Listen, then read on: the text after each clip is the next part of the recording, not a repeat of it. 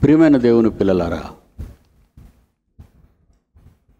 యేసును గూర్చిన మాటలు మనం వినాలంటే దేవుడు మనకి కూడా సమయాన్ని, కాలాన్ని, జీవితాన్ని ప్రసాదించాలి. మానవ జన్మ చాలా కష్టమైనదండి.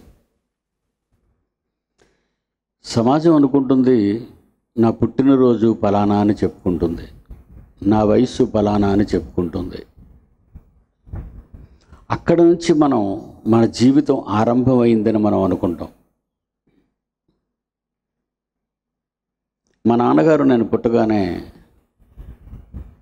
బైబిల్లో 20/11/1949 అని తన బైబిల్లో రాసుకున్నాడు, కుమారుడు పుట్టిన దినం అని. అలా పుట్టినరోజు మొదలుకొని నేటికి 70వ సంవత్సరంలో అడుగుపెట్టాను. ఇక నాకు మిగిలిన్నది ఒక దినం, ప్రపంచం అనుకున్నది, ప్రపంచం చూస్తున్నది, ప్రపంచం అనుభవించవలసింది, అదే మరణదినం. ఎక్కువగా క్రైస్తవుల సమాధుల్లోనికి మనం వెళ్ళగలిగితే, సమాధుల్లో వాళ్ళ సమాధిని కట్టించుకొని దాని మీద జన్మదినము, మరణదినము అని రాస్తారు. వాళ్ళ పేరు ఉంటుంది,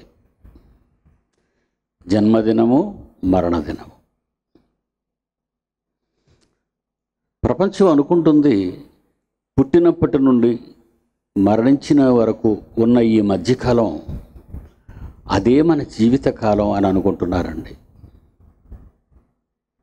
కానీ అది తప్పండి. ఎందుకంటే మన జీవితం చాలా విలువైనది, మన కాలం అనంతమైనది. మన జీవితం చాలా చిన్నది అని మనం అనుకుంటున్నాం, కానీ మన కాలం అనంతమైన కాలం అండి.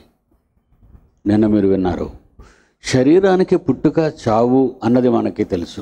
శరీరానికి పుట్టుక చావు అన్నవి ఉన్నాయి. కానీ లోపలున్న ఒక మహాశక్తి శరీరాన్ని విడిచి వెళ్ళిన తరువాత ఈ శరీరం మనకు అవసరం లేదు, కుళ్ళిపోతుంది, పురుగుపడుతుంది, మట్టి అయిపోతుంది అని మనందరికీ తెలుసు. అందుకే ఆ దేహాన్ని, ఆ శరీరాన్ని, ఆ శవాన్ని అంటాం, దాన్ని తీసుకెళ్ళి సమాధి చేయటం, కట్టెల మీద కాల్చటం, ఇవన్నీ చేస్తుంటాం మన ఆచారాలను బట్టి. ప్రియులరా,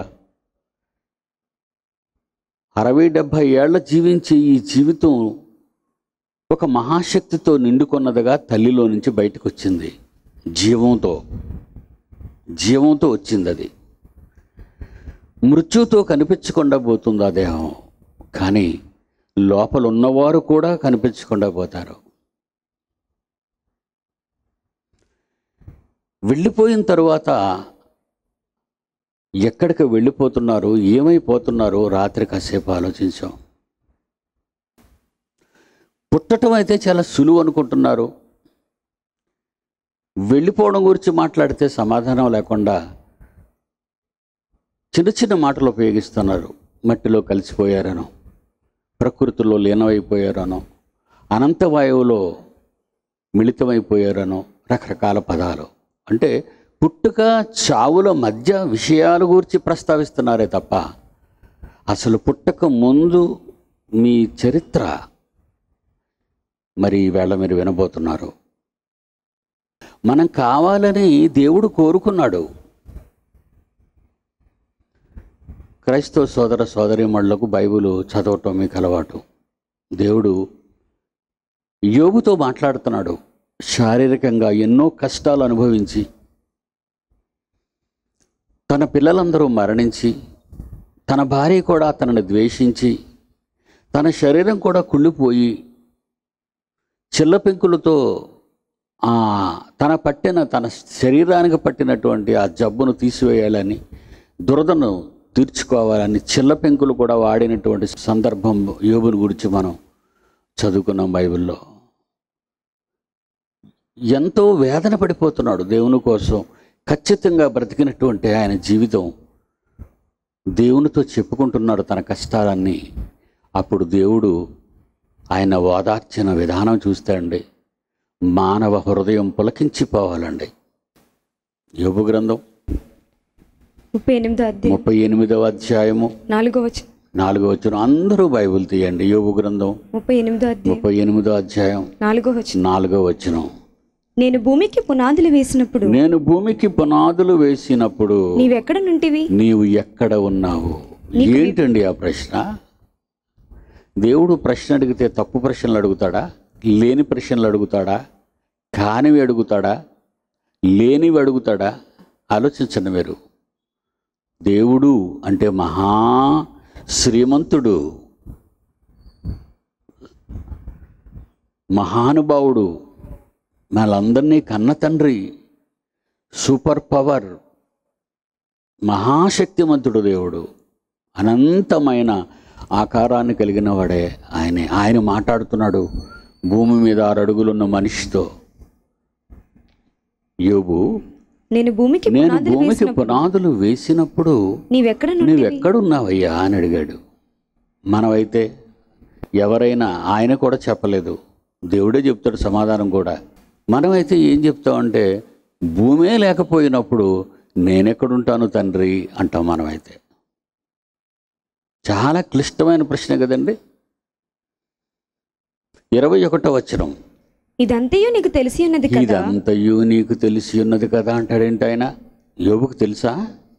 తెలుసు అంటున్నాడు ఆయన. తెలియవలసినవి ఎన్నో సంగతులు తెలియకుండా పోయిన కాలం అండి మానవ జీవిత కాలం. తెలియవలసిన ఎన్నో సంగతులు తెలియకుండా పోయింది ఈ మానవ సమాజానికి. అందుకే ఈ రోజున్న ఈ రాక్షసత్వం, దోపిడీ, మోసం, దగ, ఇవన్నీ జరగటానికి కారణం ఏంటంటే ఏది మీకు తెలియవలసి ఉన్నదో అది తెలియకుండా పోయింది. ఏవి తెలియకుండా ఉండవలసిన అవసరం ఉన్నదో అవన్నీ నేర్చుకొని ఈరోజు మనం చెడిపోతున్నామండి.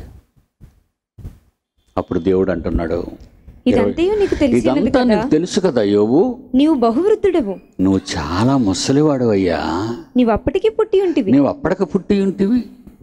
వృద్ధాప్యం అని ఇప్పుడు అంటామండి. నాది వృద్ధాప్యం అండి. 70 పడిలో ఉన్నాను ఏమండి. 70వ సంవత్సరం నాకు.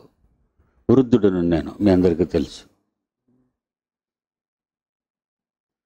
నీవు అప్పటికే పుట్టి ఉంటివి, ఇదంతా నీకు తెలుసు.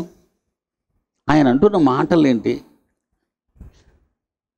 తర్వాత ఏమన్నాడు? నీవు బహువృద్ధుడు అంటున్నాడు. అంటే ఇతని వయసు చాలా పెద్దదన్నమాట. వృద్ధాప్యం అనగానే ఎక్కువ జీవితకాలం అని మనం అనుకుంటాం, అంతే కదండి. వృద్ధాప్యం అనగానే ఎక్కువ జీవితకాలం. మరి ఈయన వయసులోనే ఉన్నాడు కదండి. ఆయన యువగారు అప్పటికి వయసులోనే ఉన్నారు. నువ్వు బహువృద్ధుడవు అంటున్నాడు. ఇదంతా నీకు తెలిసి ఉన్నది. నీవు అప్పటికి నీవు పుట్టి ఉంటివి.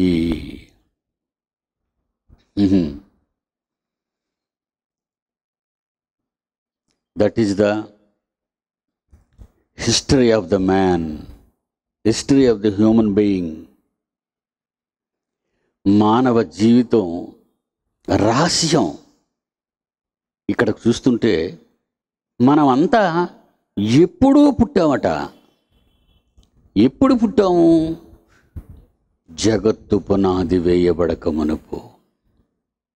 నేను భూమికి పునాది వేసినప్పుడు నీవెక్కడ ఉంటివి అన్నాడుగా. నీవు అప్పటికే పుట్టి ఉంటివి. ఎక్కడ తండ్రి నేను పుట్టాను? అమ్మ కడుపు నుంచి రావడం కాదా? కాదు నాయనా, ముందు నీవు నా నుంచి రావాలి. నీవు నా నుంచి రావాలయ్యా. దేవుడిలో నుంచి వచ్చావా మనం? దేవుడు కన్నాడా మనల్ని? లూకాసువార్త 3వ అధ్యాయం చివరి వచనం ఒక్కసారి చూడండి మీరు. లూకాసువార్త 3వ అధ్యాయం 38. ఆలోచించండి బాగా. కేయినాను ఎనోషుకు ఆదాము నుండి వంశావళి చెప్పుతున్నప్పుడు లూకా గారు వెనక నుంచి వెళ్ళారు వంశావళి. యేసు నుంచి ప్రారంభించారు వంశావళి. చివరికి వెళ్ళేసరికి ఏమంటున్నాడు? కేయినాను ఎనోషుకు, కేయినాను ఎనోషు అనే తండ్రికి పుట్టాడు. ఎనోషు షేతుకు, ఎనోషు అనే కుమారుడుగా షేతు అనే తండ్రికి పుట్టాడు. షేతు ఆదాముకు, షేతు కుమారుడుగా ఆదాముకు పుట్టాడు. ఆదాము దేవునికి కుమారుడు. ఆదాము దేవునికి కుమారుడుగా పుట్టాడు. అయితే ఆదాం పుట్టాడా? పుట్టాడు. దేవుడు కన్నాడు. పురుషులే కంటారండి, మీకు తెలుసు కదా. మీరు మీ పిల్లల్ని పాఠశాలకు తీసుకెళ్తారు కదా. మరి పిడి సుందర్రావు సన్ ఆఫ్, అమ్మ పేరు చెప్తే వద్దండి వాళ్ళకి.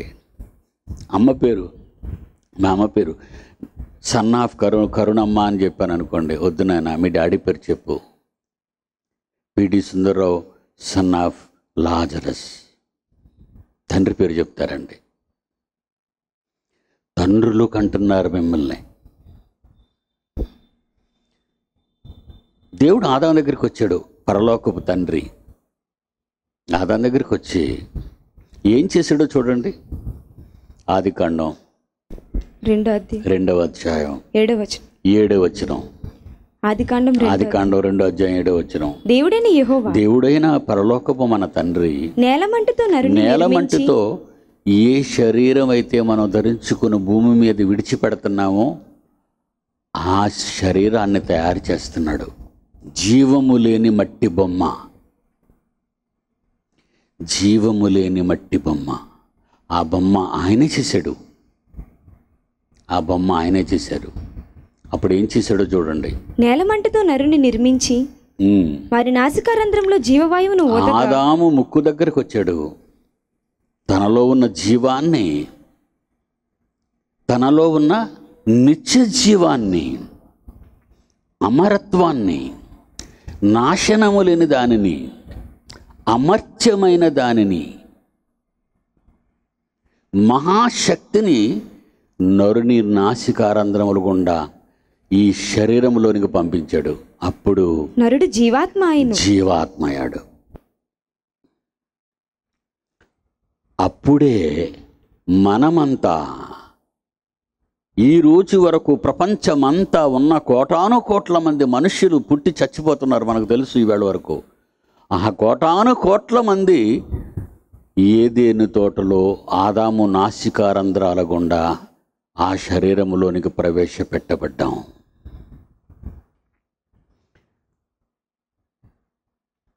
అలా మనం తండ్రులను దాటుకుంటూ వస్తున్నాం. మనం మత్తయి సువార్త 1వ అధ్యాయం 2వ వచనం నుంచి, మత్తయి సువార్త 1వ అధ్యాయం 2వ వచనం నుంచి, అబ్రహాము ఇస్సాకును కంటే, ఇస్సాకు యాకోబును కంటే, యాకోబు యూదాను. చూడండి, అదంతా వంశవృక్షం. మగవాళ్ళ పేర్లు ఉన్నాయి.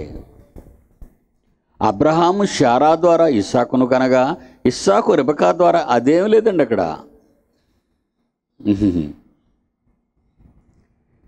పిల్లలు మగవాళ్ళ దగ్గరే ఉన్నారు. పిల్లలు మగవాళ్లలోనే ఉన్నారు. అమ్మ దగ్గరికి వెళ్ళేటప్పుడు ఆకారాన్ని తెచ్చుకుంటారు. బాగా వినాలి మీరు. అమ్మలోనికి వెళతాం మనం. ఈ అమ్మలోనికి వెళ్ళటం అనేదండి, ఇది ఒక పెద్ద అగ్ని పరీక్ష. మనం అనుకుంటున్నాం ఏముంది, మా నాన్న మా అమ్మగారు వాళ్ళ యొక్క దాంపత్యంలో నేను పుట్టేశానండి అని చాలా ఒక్క మాటలో కొట్టుపడేస్తున్నారండి. అది హారిబుల్ అండి, అలా అనకూడదండి. ఇర్మియా గ్రంథం మొదటి అధ్యాయం చూశారు కదా, 5వ వచనంలో 4వ వచనంలో, గర్భంలో నేను నిన్ను రూపింపక, గర్భములో రూపించేది నేనే అన్నాడు.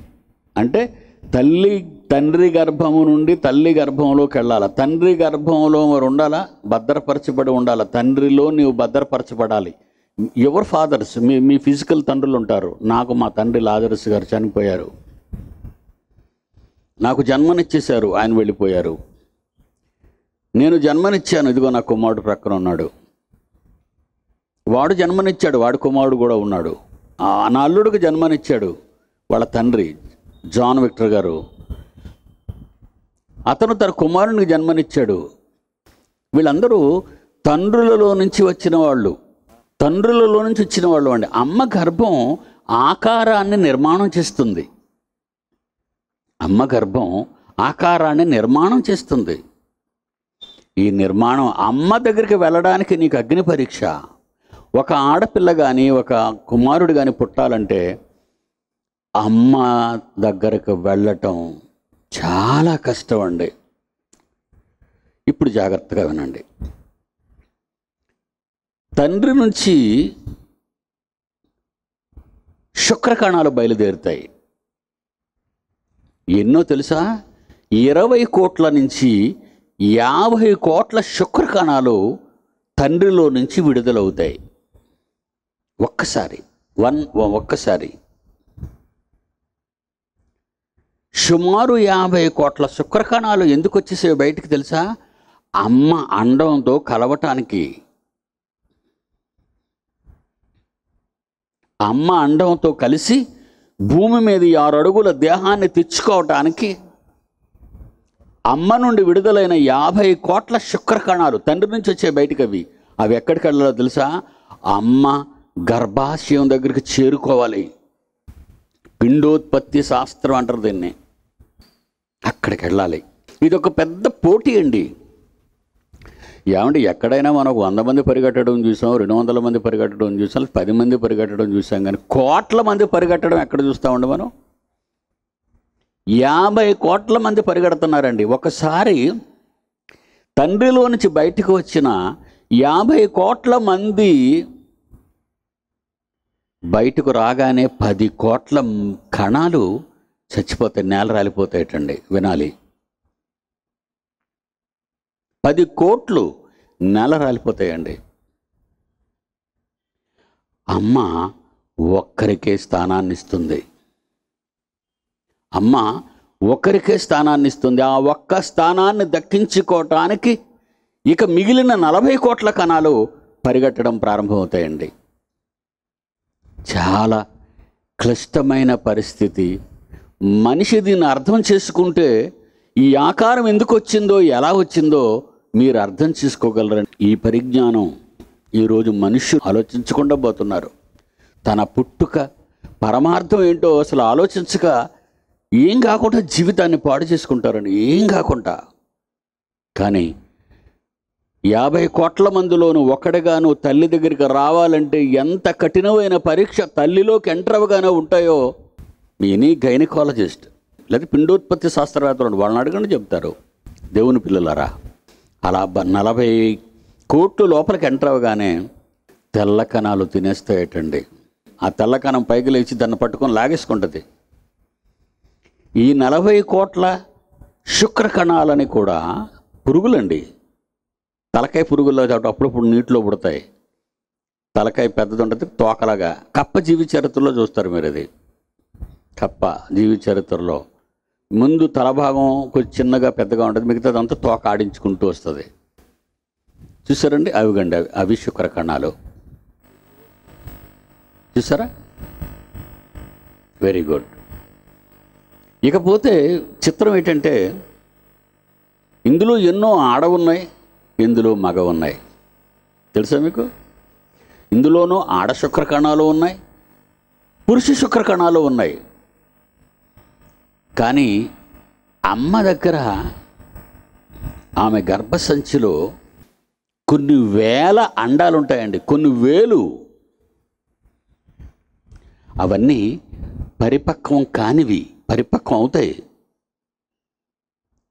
అందులో ఒకటి, ఇన్ని వేల అండాల్లో ఒకటి మాత్రం పరిపక్వమై గర్భసంచి నుండి బయటకు వచ్చి ముఖద్వారం దగ్గర వెయిటింగ్లో ఉంటుందండి, వచ్చే శుక్రకణం కోసం. మీ పుట్టుక, నా పుట్టుక. నేను ఆలోచించానండి. నిన్ను గర్భములో నిన్ను గర్భము నిర్మింపక మునిపే నిన్ను ఎరిగి తిని నీవు గర్భము నుండి బయలుపడక మునిపే నేను నిన్ను ప్రతిష్ఠించితిని. అంటే గర్భం అంతా ఆయన టెస్టింగ్లో, ఆయన అండర్లో తీసుకున్నాడా? మన అమ్మ గర్భ సంచిని ఆయన ఆధీనంలో పెట్టుకున్నాడు. అవునండి, ఆయన ఆధీనంలోనే పెట్టుకున్నాడండి. యెషయా గ్రంథం 44:2 చూడండి ప్రియులరా. What a wonderful book of the Bible అండి. నిజంగా ఏమంటే మతం కాదండి. దయచేసి హైందవ సోదరులు కానీ హైందవ మతస్థులు కానీ మేమేదో మత మార్పిడులు చేస్తున్నామని ఎవ్వరు అనుకోకండి. మిమ్మల్ని మహాజ్ఞానవంతులుగా తీర్చిదిద్దాలని, సమాజాన్ని దేవుని స్వరూపాలలో మనుషుల్ని మార్చాలనే ఆశే తప్ప అండి మీ వల్ల మేము ఏమీ కోరుకోవండి. మీరు మాకు డబ్బు ఇవ్వండి, మీరు మాకు భూములు ఇవ్వండి, వద్దండి. నా జీవితం అయిపోయింది, 70 ఏళ్ళకి వచ్చాను నేను. ఏ రోజునైనా నేను నా తండ్రి దగ్గరికి నేను వెళ్ళిపోతాను. వెళ్ళిపోయే ముందు మీ అందరూ ఇవన్నీ తెలుసుకోకపోతే పుట్టాము చచ్చాము అనే మాటలతోనే మీరు మిగిలిపోతారు. వద్దు, మిమ్మల్ని అందరినీ సాహసవంతులుగా ధైర్యవంతులుగా మార్చాలనే యెషయా గ్రంథం 44:2 నిన్ను సృష్టించి అందరు కూడా చెప్తున్నాడు, ఒక్కొక్కరు గురించి. నిన్ను సృష్టించి గర్భంలో నేనే నిన్ను నిర్మించాను తెలుసా. నీకు సహాయం చేయవాడు. నీకు సహాయం ఎక్కడ చేసాడబ్బా హెల్ప్ మనకి? అమ్మ గర్భంలో మనకి ఎక్కడ సహాయం చేశాడు ఈయన? అవునా? 139వ కీర్తనల గ్రంథం 139 కీర్తనల గ్రంథం 14వ వచనం. నీవు నన్ను కలుగజేసిన విధము చూడగా భయము అమ్మో భయం తండ్రి, ఇంత కష్టపడ్డావా నా కోసం తండ్రి అని అప్పుడు మీరు అంటారండి. అప్పుడు మీరు అంటారు. 13వ వచనం. నా అంతరింద్రియములను నీవే కలుగ చేసితివి. నా తల్లి గర్భమందు నన్ను నిర్మించిన వాడవు నీవే.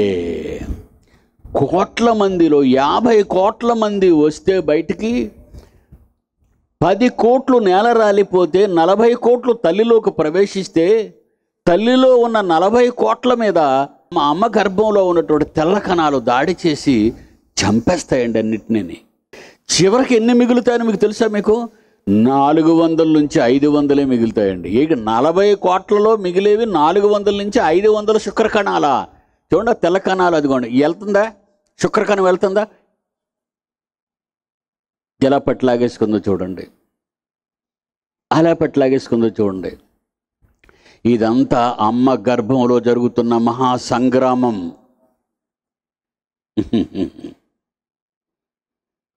అమ్మ కడుపులో జరుగుతున్న మహాసంగ్రామం, హిస్టరీ. నీ జన్మ వెనకున్న హిస్టరీ. అలా పోతాయటండి. 400, 500 మిగులుతాయటండి. ఇంతకీ అమ్మ అండాలు వేల సంఖ్యలో ఉన్న ఒక అండం మాత్రమే గర్భసంచి ముఖద్వారం దగ్గర ఒక్కరి కోసం కనిపెడుతుంది. ఆడైనా పర్వాలేదు, మగ అయినా పర్వాలేదు, ముందు ఎవరు వస్తే వాళ్ళని పికప్ చేసుకుంటుంది. అది కూడా అండం విడుదలైంది. చిన్న బాల్, అది చూసిరా వెళ్తుంది. అమ్మ నుంచి విడుదలైన అండం అదేనండి. కొంచెం పెద్ద సైజ్ చేశాడు. ఇక్కడికి వచ్చింది. ఒకే ఒక శుక్రకణం కావాలి దానికి, ఒకే ఒక శుక్రకణం కావాలి. ఏమండి, శుక్రకణం ఎంత ఉంటుందో తెలుసా మీకు? అమ్మ అండం 85,000 రెట్లు పెద్దదండి. అమ్మ అండం 85,000 రెట్లు పెద్దది శుక్రకణం కంటే. శుక్రకణం ఎలాంటిదంటే ఒక చిన్ని పురుగులాడది. అంటే ఒక గ్రహం మీదకి ఒక వ్యామగా వెళ్తే కనబడతాడేంటి?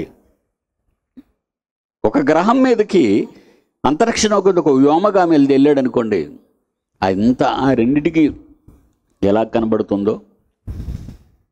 అమ్మ అండం 85 రెట్లు పెద్దది, కానీ ఒకదానికి అవకాశం ఇస్తుంది. చివరికి మహాపోరాటం అండి. ఈ పోరాటంలో ఎన్నో చచ్చిపోతుంటాయండి. పోరాటంలో శుక్రకణాలు. అప్పుడు చివరికండి 2 వెళ్తాయండి. ఇలాగా కొన్ని వెళ్ళలేక అడ్డంకులు వచ్చి డ్యామేజ్ అయిపోయి చచ్చిపోతుంటాయండి, గర్భంలో కూడా చచ్చిపోతుంటాయి. అండాన్ని కలవటానికి వెళ్ళిన వాటిలో 4-5 వందల్లో 2 మాత్రం వెళ్తాయండి. ఒకటి ఆడ కావచ్చు, మగ కావచ్చు, 2 మగ కావచ్చు, 2 ఆడ. అందుకే 2 కవల పిల్లలు ఆడవాళ్ళనే పుట్టవచ్చు, 2 కవల పిల్ల మగవాళ్ళనే పుట్టవచ్చు. ఫస్ట్ ఎవరు లోపలికి వెళ్తారో, లేదా ఎట్ ఏ టైం 2 లోపలికి వెళ్ళిపోతారో, వెళ్ళిపోగానే టక్కన క్లోజ్ అయిపోద్దండి. అండం క్లోజ్ అయిపోద్ది, ఇంకెవ్వరికి అవకాశం ఇవ్వదండి, ఇంకా అవన్నీ చచ్చిపోవటమే. ఇక ఈ పాటలో చూడండి, మీకు కరెక్ట్గా అర్థమవుతుంది.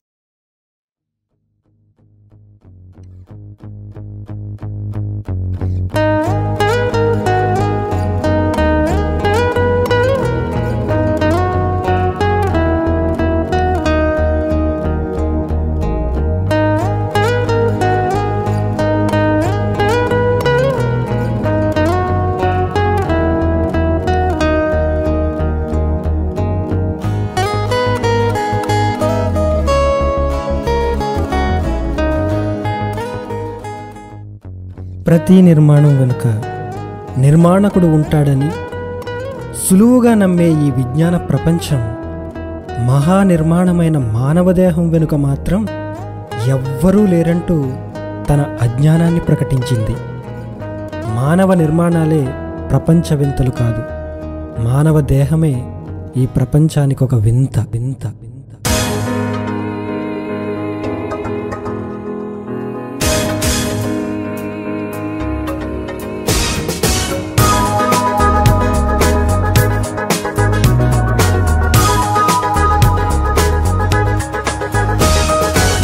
ముందేమో అండం, తరువాతవుతుందది పిండం, జన్మించాకే చూస్తావు బ్రహ్మాండం. ముందేమో అండం, తరువాతవుతుందది పిండం, జన్మించాకే చూస్తావు బ్రహ్మాండం. నవమాసాలే కష్టం అనుకుంటుంది ఈ లోకం, ఈ లోకం పుట్టక ముందే ఆ దేవునిది సంకల్పం. నవమాసాలే కష్టం అనుకుంటుంది ఈ లోకం, ఈ లోకం పుట్టక ముందే ఆ దేవునిది సంకల్పం. ముందేమో అండం, తరువాతవుతుందది పిండం, జన్మించాకే చూస్తావు బ్రహ్మాండం. ముందేమో అండం, తరువాతవుతుందది పిండం, జన్మించాకే చూస్తావు బ్రహ్మాండం.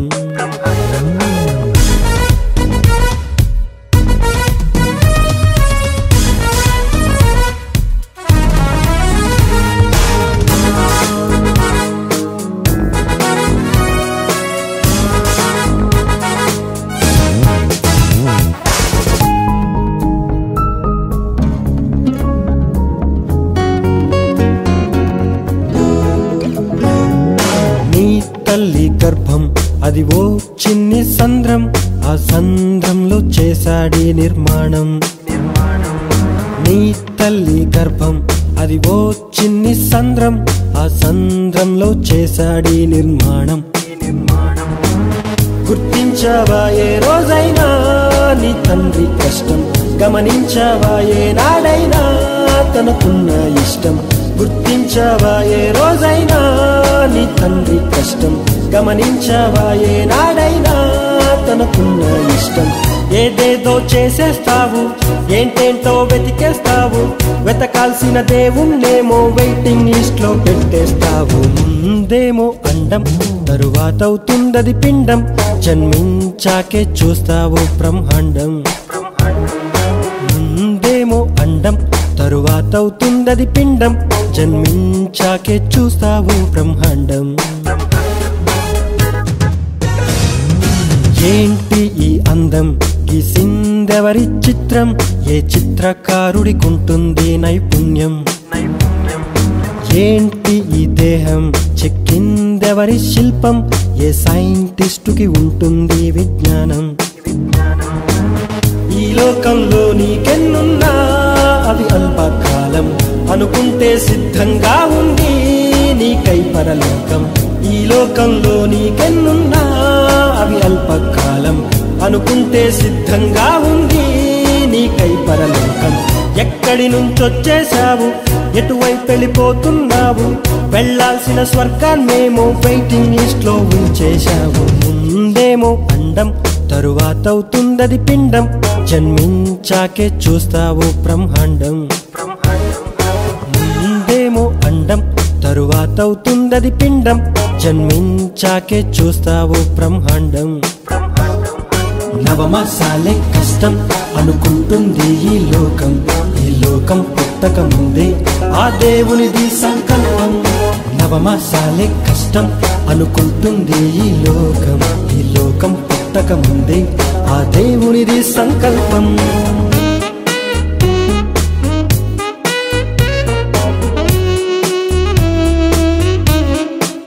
దేవుని పిల్లలారా, ఈ పాటలోని పరమార్థం మీరు అర్థం చేసుకుని ఉంటారు. మనం పుట్టకముందు తల్లి గర్భంలో ఉన్నప్పుడే ఎవరు రావాలో 50 కోట్లలో అతను సెలెక్ట్ చేయాలా?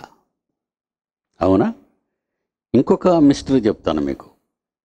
మా నాన్నగారు మా తాతయ్య గారికి జన్మించిన తర్వాత మా నాన్నగారు పెళ్లి కాకముందే మరణించారు అనుకోండి, పిడి సుందర్రావు లేడు, ప్రసన్నబాబు లేడు.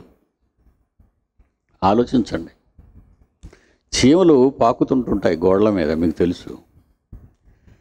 ఆ చీమలు వెళుతున్న రూటును ఒక్కసారి మీరు చేతితో ఇలా మధ్య తుడిచేయండి, చిన్నది.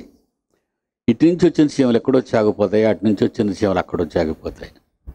లైను తెగిపోయింది. మా తాతయ్య గారు మరణించారు అనుకోండి, మా నాన్నగారు పుట్టుండేవాళ్ళు కారు. మీ తండ్రులు మీకు తెలుసు, మీ అందరికీ. వాళ్ళలో ఎవరూ చనిపోకుండా ఆ తాడు బలంగా ఉండబట్టే ఈరోజు మీరు ఈ మైదానంలో కూర్చోగలిగారు. ఒక్కసారి ఆలోచించండి. నా తండ్రి మరణిస్తే నో మోర్ పిడి సుందర్రావు, నో మోర్ ప్రసన్నబాబు. ఈరోజు ఈ మైదానంలో కూర్చున్న మీరే కాదు, ప్రపంచంలో ఉన్న 750 కోట్ల మంది కూడా వాళ్ళ తండ్రుల్లో ఎవరు మరణించక ఉండకపోతే వచ్చారు. మరణిస్తే అక్కడి నుంచి వాళ్ళ వంశవృక్షం తెగిపోతుంది.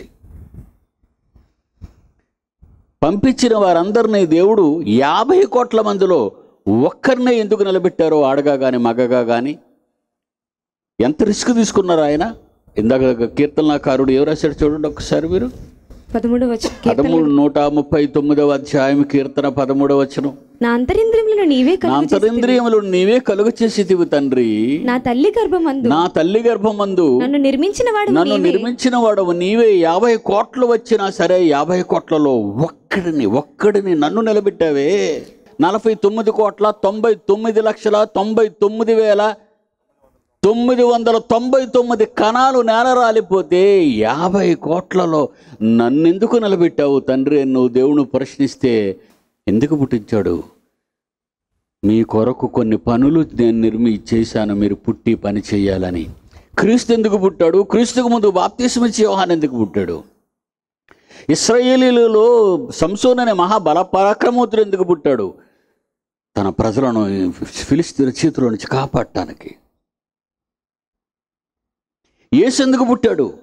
సర్వనాశనం అయిపోతున్న ఈ ప్రపంచంలోని మనుష్య జాతి రాక్షసత్వంగా మారిపోయి కన్న తండ్రి ముందే కొడుకులు కాల్చుకుంటూ, బాంబులు పేల్చుకుంటూ, పొడుచుకుంటూ రక్తాన్ని ఏరులా ప్రవహింపజేస్తున్నారే. అధికార దాహం, సంపాదన వ్యామోహం. మీలో యుద్ధములు పోరాటములు దేని నుండి కలుగుచున్నవి? మీ అవయవాలలో పోరాడు భోగెచ్చల నుండియే కదా. 2 చేతులు ఉన్నందుకు 4 బంగారు గాజులు ఉండాలి.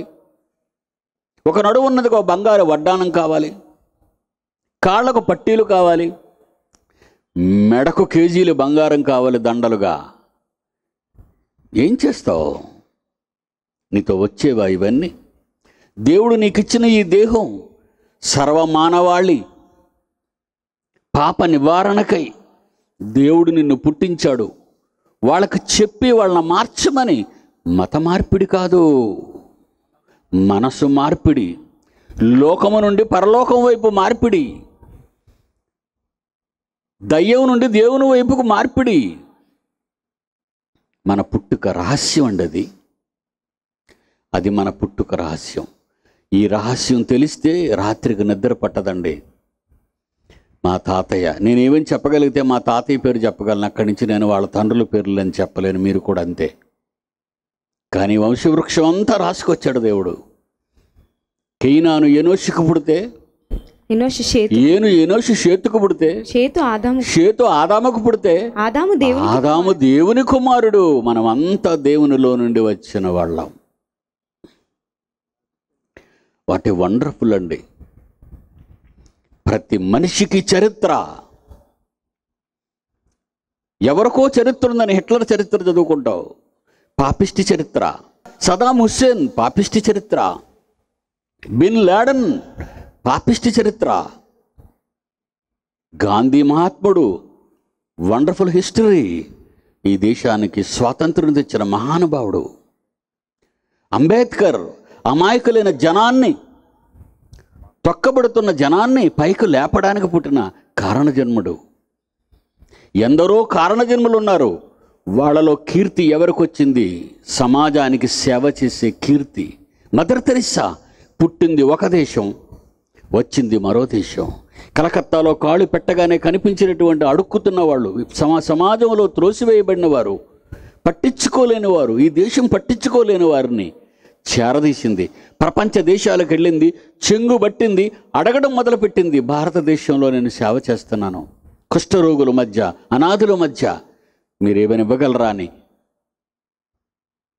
విదేశాలకు వెళ్ళి అడుక్కొని తెచ్చిన డబ్బుతో అమాయకులైన కలకత్తాలో ఉన్న ప్రజలందరినీ కాపాడింది.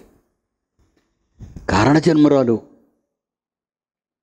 అందరూ మదర్ తెరిస్సాలా, అందరూ గాంధీ మహాత్ముల్లా, అందరూ అంబేద్కర్లా నిజంగా ఉండగలిగితే అండి సమాజంలో ఈరోజు భారతదేశం ఇలా మన మధ్య ఈ కొట్లాటలు, ఈ యుద్ధాలు ఇవన్నీ జరిగేవి కావు కదా.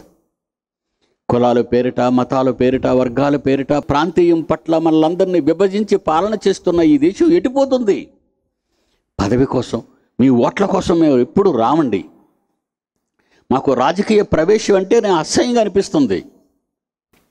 మిమ్మల్ని అపార్థం చేసుకోకండి. మాకెవరు శత్రువులు లేరు. శత్రువులు కూడా మాకు ప్రియులు, మా అన్నదమ్ములే. వాళ్ళకి మొదటి నుంచి ఈ రకమైనటువంటి కౌన్సిలింగ్ లేకపోవటం వల్ల వాడు తప్పు మార్గాన్ని అందరూ నడిచిపోతున్నారు. సమాజంలో జరుగుతున్న అన్యాయానికి బలైపోతున్నారు. సమాజంలో జరుగుతున్న అక్రమానికి ఆవేదంతో ఒక నక్సలిస్ట్గా, ఒక ఫ్యాక్షనిస్ట్గా, ఒక ఉగ్రవాద, ఒక టెర్రరిస్ట్గా మారిపోతున్నారు. అన్యాయం జరిగిందని ఎంతోమంది అడవులకు పారిపోయారు నక్సలైట్స్ కింద. అడవుల్లో ఉండి ఎవరిని చంపుతున్నారు? పోలీసులు చంపుతున్నారు. వాళ్ళేం చేశారు? వాళ్ళ కుటుంబ పోషణ కొరకు ఉద్యోగాల్లో చేరి కాకి బట్టలు వేసుకున్నంత మాత్రంలో వాళ్ళని చంపుతారేంటి? వాళ్ళు నక్సలైట్లు. వీటన్నిటిని ఎదురుస్తున్నామండి మేము. మీరు తప్పు చేస్తున్నారు. వాళ్ళతో నేను ఇల్లందు, భద్రాచలం, మణుగూరు ప్రాంతాలకి నక్సలైట్ ఉన్న ఏరియాకి వెళ్ళి మాట్లాడేటప్పుడు సమసమాజ స్థాపనకు కావలసినది చట్టమా, తుపాకీ, గొట్టమా అని మాట్లాడిన టైటిల్ మీద 21 మంది వచ్చారండి నా గురించి. ప్రసంగం అంతా విన్నారండి, వెళ్ళిపోయారండి.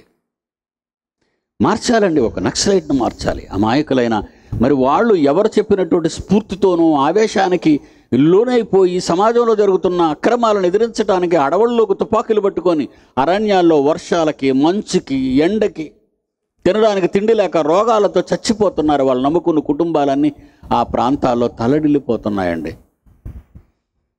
కేవలం తమ కుటుంబ పోషణ కొరకే ఉద్యోగాలు పేరట పోలీసులుగా చేరి వాళ్ళని ఎదిరించడానికి వెళ్ళిన వాళ్ళు మృతదేహాలై పొట్లాలు చుట్టినట్టుగా వాళ్ళ దేహాలు, మృతదేహాలు మన మధ్యకు చూస్తుంటే, మన మధ్యకు వచ్చినప్పుడు న్యూస్లో మేము చూస్తుంటే మా హృదయం కరిగిపోతుందండి. అమాయకులు చచ్చిపోతున్నారు.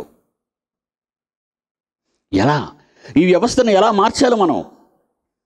యేసు బోధలు ప్రేమ. ప్రేమ ఒక్కటే ప్రపంచాన్ని జయించగలదు. ప్రేమ ఒక్కటే సమాజాన్ని మార్చగలదు, తుపాకీ కాదు. ఈ సమాజాన్ని బాగు చేయాలంటే మనిషి హిస్టరీ తెలియాలి. ఈ హిస్టరీని చూస్తే తండ్రిలో నుంచి వచ్చిన వాళ్ళం మనమంతా. తండ్రిలో నుంచి ఈ భూమి మీద ఉన్న శరీరాలు కలిగిన తండ్రుల్లోనూ ప్రవేశించి మనమంతా ఆయా తండ్రుల గుండా, ఆయా ప్రాంతాల్లో, ఆయా పట్టణాల్లో, ఆయా దేశాల్లో పుట్టుకు వచ్చిన జనం మనమంతా దేవుని పిల్లలం. ఎందుకు మనలో ఈ క్రోధాలు? ఎందుకు మనలో యుద్ధాలు? ఎందుకు మనలో మారణకాండ? ఒక అమెరికాకు చెప్పాం, ఒక ఇంగ్లాండ్కి చెప్పాం, ఒక ఇరాన్కి చెప్పాం, ఒక ఇరాక్కి చెప్పాం, ఒక ఆస్ట్రేలియాకి చెప్పాం. ప్రపంచ దేశాల్లో ఎంతో మందికి పుస్తకాలు పంపుతున్నాం. మారండి. చంపుకుంటూ పోతే ఎవరుంటారు ఇక ఈ సమాజంలో? దేవుని పిల్లలారా, మీ జన్మ రహస్యం మీకు తెలిసింది. మీ తండ్రి మిమ్మల్ని ఎందుకు మీ తండ్రిలో నుంచి తల్లి గర్భంలోకి ప్రవేశపెట్టి భూమి మీద జీవం కలిగిన ఒక ప్రతినిధిగా నిలబెట్టాడే. నీ బ్రతుకు కాలం అంతా చూస్తున్నాడు నువ్వేం చేస్తున్నావు అని. నీ జీవితాన్ని దేవునికి అంకితం చేసి మరణం తర్వాత నిత్య జీవానికి వెళతావో, మరణం తర్వాత నిత్యాగ్ని దండనకు వెళ్ళిపోతావో, జడ్జిమెంట్ మీకే అప్పగిస్తున్నాను.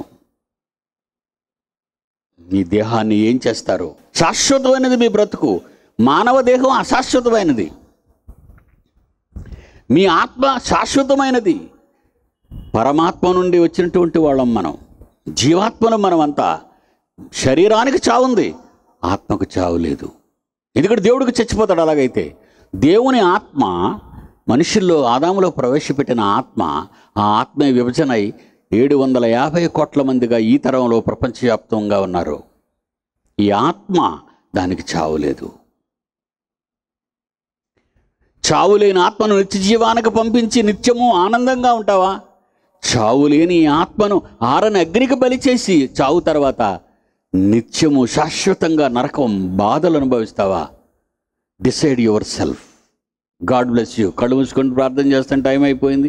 ప్రేమ కలిగిన మా తండ్రి, మీ పిల్లల కొరకు మా దగ్గర ఏమి సిద్ధపరిచారో మా గళం విప్పి మాలో దాచుకున్న ఈ ధనాన్ని మీ పిల్లలకు పంచిపెడుతున్నాం. నిత్యము జీవించే జీవాహారాన్ని పెడుతున్నామే తప్ప ఎప్పుడు మరణిస్తామో తెలియని ఈ దేహం కోసం కావలసిన సంపద వాళ్ళకు మేము ఇవ్వటం లేదు.